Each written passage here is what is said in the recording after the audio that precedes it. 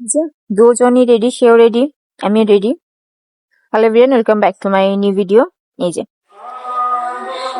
মেলায় যাচ্ছি ঘুরতে, তো প্রচুর ভিডিও করেছি মেলায়। তো একটা ভিডিওতে যদি সবগুলো ক্লিপ দিতে যাই তাহলে অনেক বড় ভিডিও হবে, এর জন্য আস্তে আস্তে করে এক একটা ভিডিওতে এক একটা পার্ট দেখাবো। প্রচুর মজা করছি মেলায় গিয়ে। আর আমাদের এখানে খুলনাতে বাণিজ্য মেলা অনেক বছর পর হয়েছে, আর সেটা খুব জমজমাট ভাবেই করেছে।